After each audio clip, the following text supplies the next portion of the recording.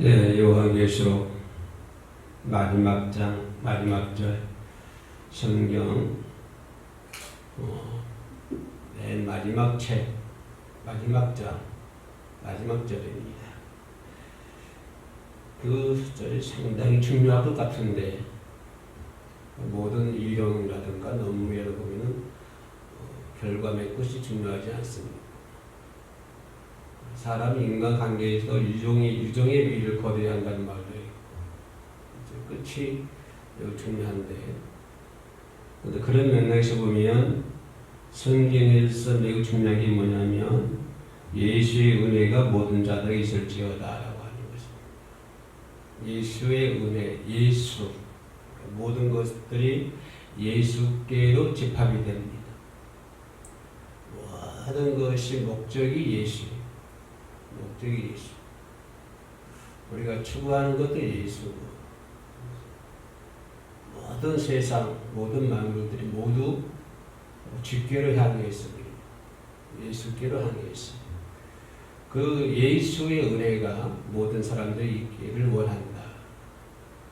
예수의 은혜가 예수님이 가지고 있는 성품, 예수님이 가지고 있는 어떤 것들, 예수께서 말씀하신 은혜, 그죠?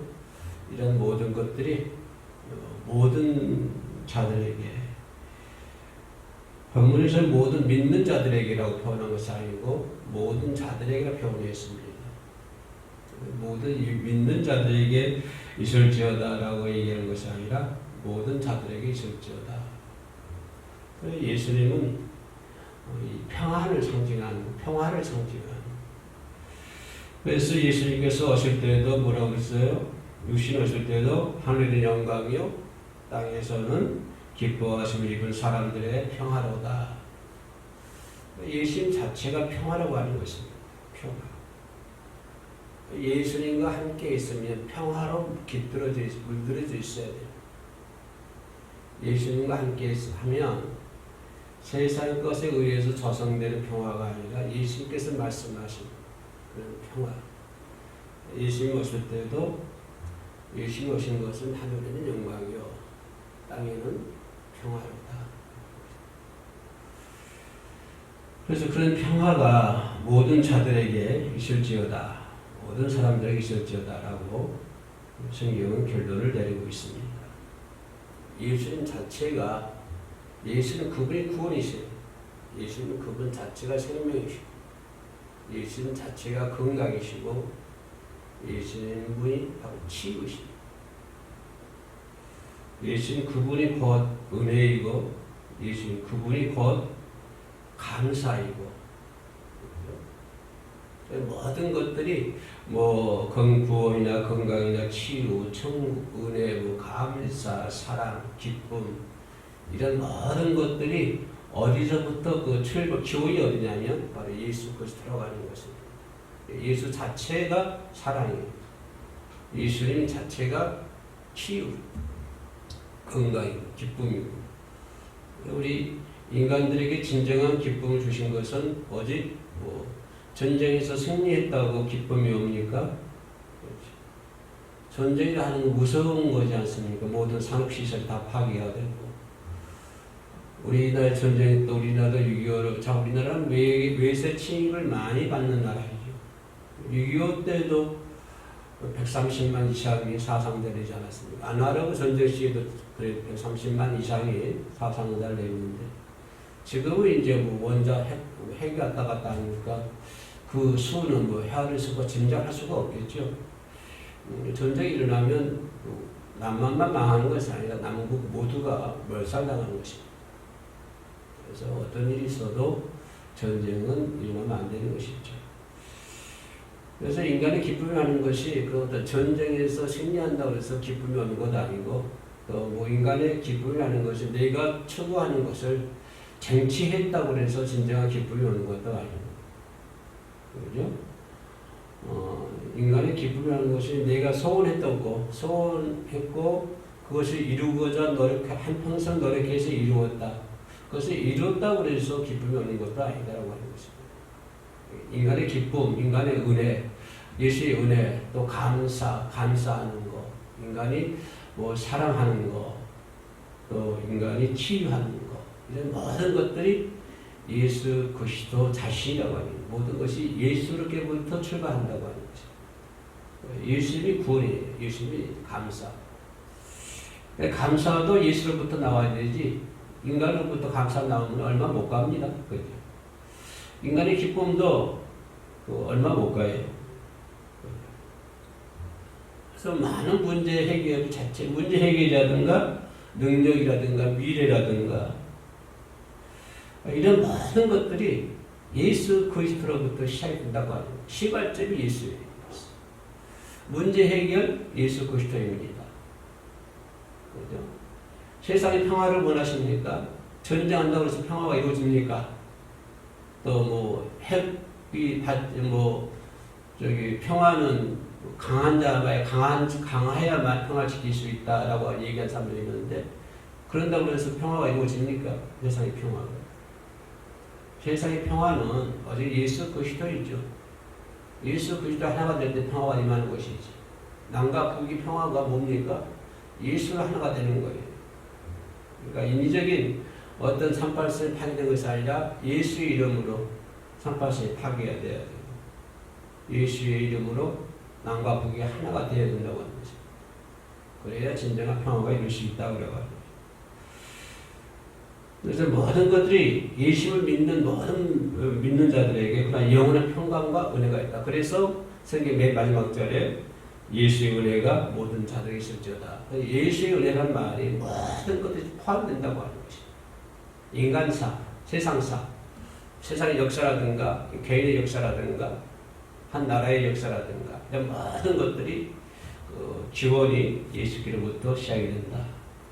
예수께로부터 해결이 된다라고 하는 것을 볼 수가 있습니다. 그렇기 때문에 예수의 은혜가 모든 자들에게 있기를 원한다.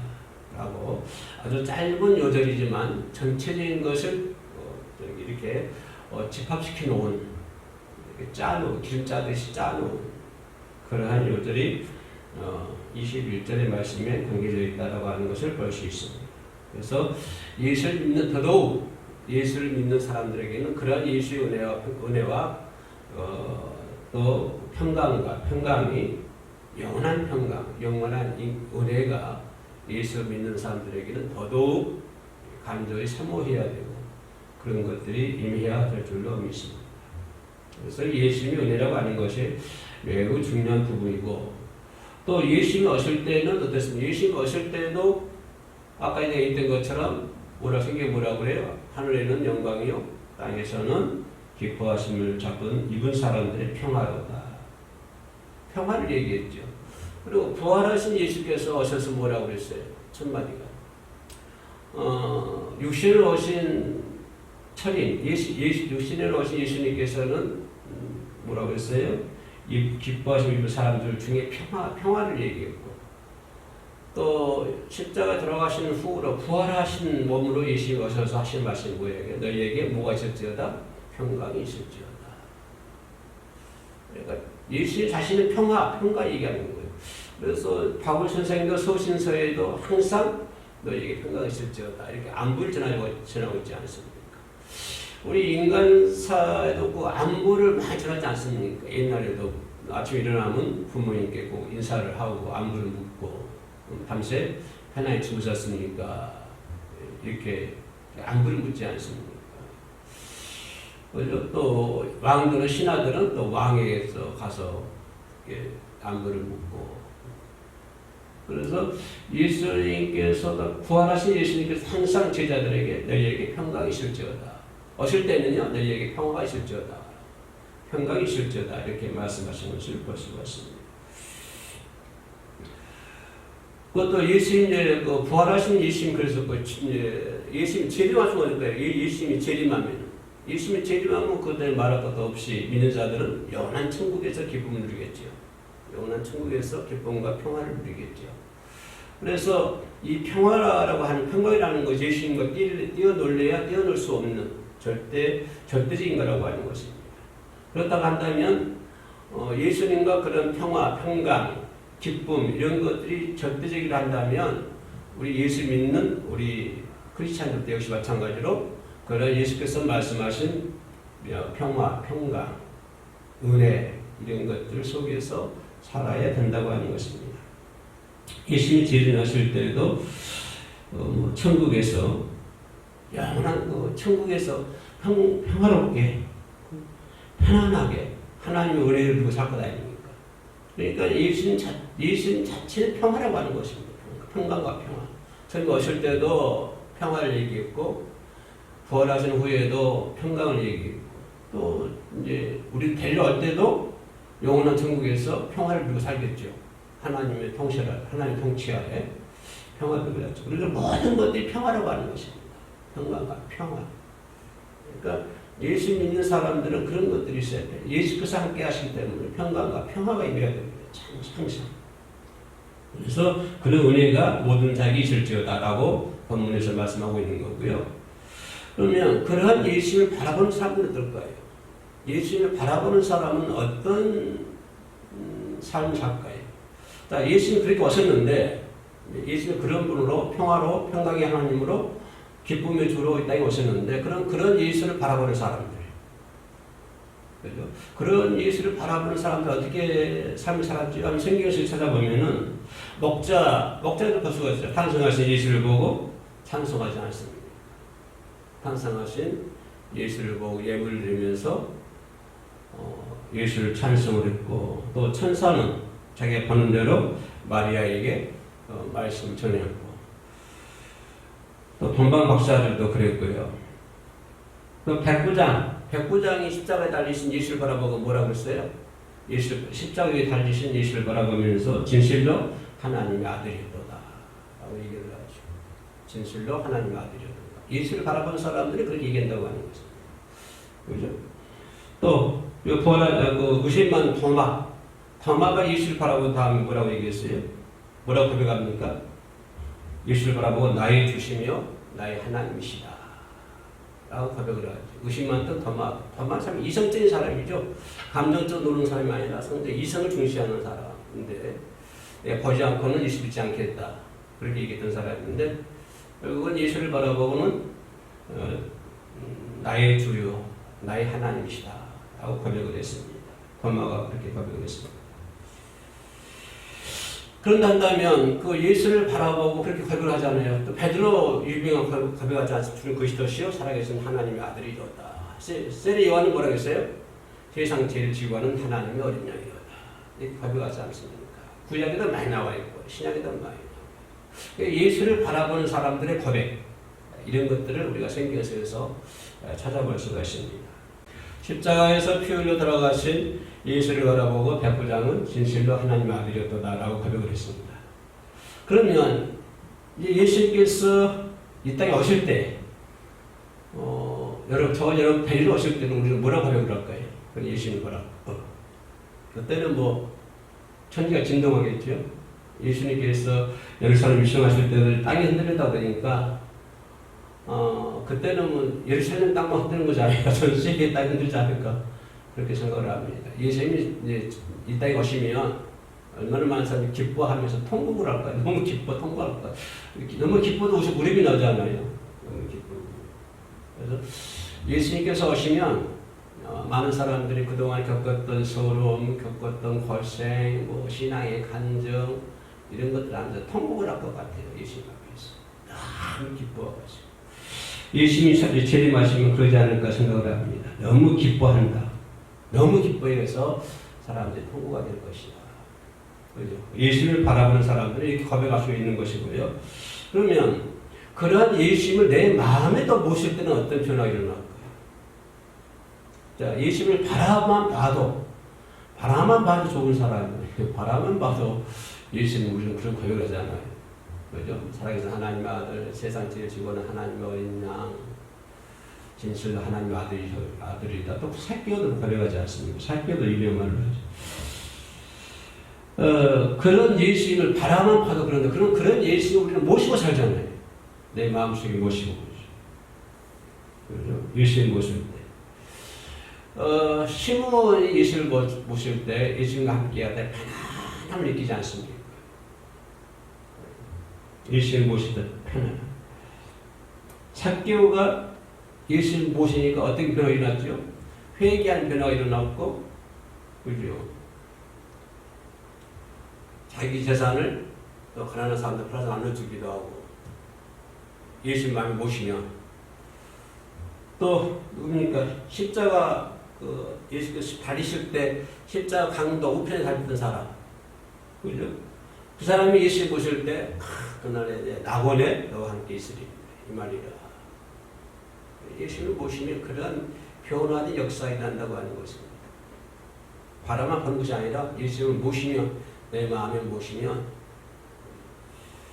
그래서 예수를 모신 자가 축복을 드리면서 예수를 모시는 자가 건강한 천국에 들어갈 수 있겠죠. 예수를 모시는 사람들의 변화된 삶. 마지막으로 생각하는 것은 뭐냐면 예수를 모시고 예수님과 함께하는 사람들. 우리들은 예수님을 모실 뿐만 아니라 예수님을 바라보고 예수님을 모시고 날마다 예수님과 동행하는 삶을 살기를 원하잖아요. 그러기 위해서 기도하고 그러기 위해 찬양하고 우리는 항상 예수님과 동행하는 삶을 살기 원합니다. 그래서 동행이라는 말을 좀 좋아하지요. 교회에 이름 동행이라는 교회를 많이 써. 우리 교회 옆에 동행이라는 교회가 있거든요. 그래서 예수님과 함께하는 삶을 사는데 예수님과 함께 할 때 함께 어떤 성경에 보면 신학의 성경에 보면 예수님과 함께한 사람을 봤어요. 전부 예수님 말씀 듣고 순종하고 역사 처음 하잖아요. 은혜 받잖아요. 예수님과 함께 동행하는 삶을 살면 그죠? 은혜 받는다. 순종에 병 고친다. 많이 나오잖아요. 시작 선세. 예수님과 함께하는 사람들 어떤 사람들이에요? 전부 치료받는 사람들이죠. 12년 동안 힐러자던 여인, 38년 된 병자, 베데스다 연못가의 병자, 그죠? 베드로가 요한에게 금가운 내게 없으나 나사렛 예수 이름으로 일어나 걸어라. 그러니까 예수를 만난 사람들 보면 그런 모든 어떤 역사가 일어나는 거예요. 그런 역사뿐만 아니라 또 그런 걸 통해서 다른 사람들을 전도하게 돼요. 그래서 뭡니까? 집에 들어갈 수 없어 지붕을 뚫고 들어갔던 병자, 그죠? 그분 예수 만나니까 치유받게 되고. 예수를 만난 예수님과 동행하는 삶을 살면 그런 모든 어떤 역사가 일어난다고 하는 것입니다. 은혜를 받고 치유도 받고 건강하게 되고 기술도 체험하게, 그렇죠? 아니 전도하게 되고. 그래서 예수님과 동행하면은 편안한 삶을 살아야 되는 거예요. 있든 없든 간에 편안. 예수께서 오늘 성경 말씀대로 평강, 예수의 은혜, 평안. 그래서 예수님과 함께한 사람들은 항상 은혜에 충만했고, 그렇죠? 그래서 성경 뭐래? 은혜 위에 은혜더라. 예수님과 동행하고 함께하는 사람들은 은혜 위에 은혜를 체험하는 역사가 일어나야 되는 것입니다. 이런 모든 것들이 예수님의 은혜라고 하는 것입니다.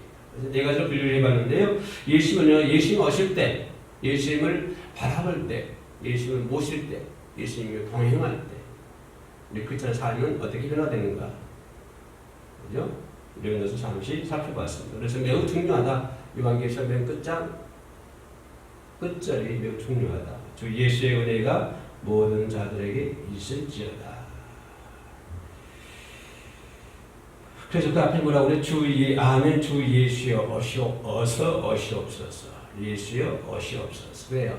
저는 예수님께서 모든 문제 답이거든요. 구원의 문제도 거기 빨리 오시라. 정말 빨리 오셨으면 좋겠어요. 그렇죠? 잠시 기도하겠습니다. 하나님 감사합니다. 주 예수의 은혜가 모든 자들에게 있을지어다. 아멘.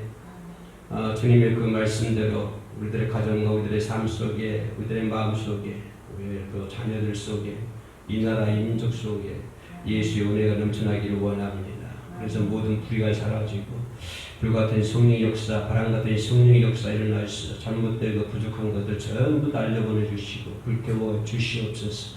그래 예수의 은혜만이 차고 넘치는 나라, 예수의 은혜만이 차고 넘치는 모든 가정, 모든 개인이 될 수 있도록 도와주시옵소서. 이 시간 영상으로 함께 예배드리는 자들이 있으니까 하나님께서 위로해 주시고 같은 은혜를 베풀어 주시옵소서. 능력의 장중에 붙잡아 주시옵소서. 우리 주 예수 그리스도의 이름으로 기도 올립니다. 아멘.